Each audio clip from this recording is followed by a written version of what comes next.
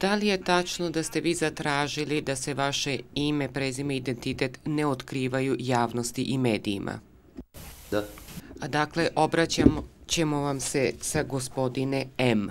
Maltretiran sam, prečeno je smrću, osudom na ubistvo, vređanjem, gdje su ti djeca i žena, gdje su ti, mislim, sve ono što čovjeka ubije u pojam, što ga moralno srozava. Sljedeća tuča, masovna tuča, mislim na tuču gdje je učestvovalo više ljudi. Izveo me lično gospodin Delić iz Zenga, vani.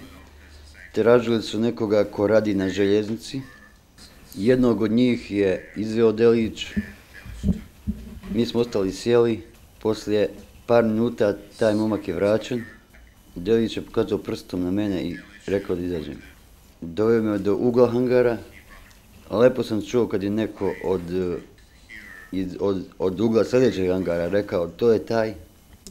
Morao sam da, po naređenju Zenge, morao sam da kleknem, da stavim ruke na potjok, da bi mu omogućio da me čizmom, karate udarcima udarao u predio prsa. To je trajalo tako dugo, obarao me i dizao, dok nisam izgubio svijest. Posle toga su me poljali vodom i došao sebi. Stavio je par novina, napravio vatru, izvadio nož, užario je nož na vatri i natjerao me da uzmem nož golom šakom u ruke. Ja sam uzeo lagano s tim da sam pokušao da simuliram da... Međutim, on je uzeo moje dlanove i stavio među svoje noge, među svoje ruke i noge. Tako da sam sam ostio svoje pečeno meso, miris pečenog mesa. Urezao mi je krst u dlanu, što je očigledno i sada. A moja ruka je bila tako bijedno izgledala, tako bolila, da je došlo do oteklina i inficiranja ruke. Sljedeća tuča je bila, vremenski ne znam koliko poslije toga, samo sam izveden noću, izveden sam vani, naslonjen sam u zid, neko mi je sa leđa stavio gas masku na glavu. Maska je zavijena, zategnuta, nisam mogao da dišem. Naređeno mi je da legnem na asfalt.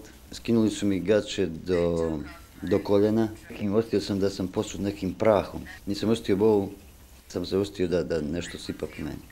Pošto je u blizini, uzet sam za ruke i noge i prenesen pod šaht. Tu sam poliven vodom, tad sam osjetio strašnu bol, opekotine. Posle toga je uslijedila tuča po cijelim dijelovima tijela, od leđa do nogu. Uglavnom, najviše bol sam osjetio u predaju karlične kosti, znači od leđa do donji dio leđa. U početku veća bol je bila nedostatak vazduha, gušio sam se. Pokušavao sam da skinem masku. Nisam uspio. Koliko dugo ne znam, samo znam da sam par puta pao u nesvijest. Zadnji put kad sam došao sebi, osjetio sam zrak da struji, osjetio sam da je masa skinuta, da mogu da dišem. Tek tad sam osjetio strašnu bol u predaju leđa i karlične kosti. Nisam bio, natjerali su mi da uđem u hangar, pokušao sam se pokrenem, bojeći se što pre bojeći se novih udaraca. Imao sam polomljeni 5 rebara, karličnu kost, bio sam nepokretan cijelih 12 dana.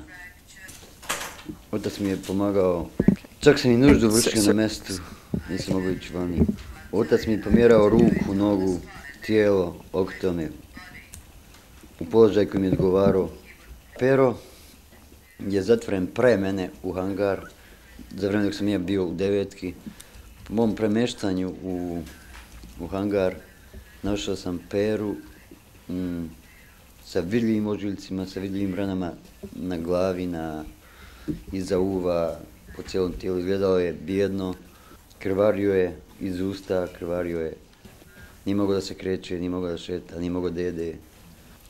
U samom hangaru nije umro Pero, mislim da je prebačen možda kasno u stacionari poslije smo saznali da je umro.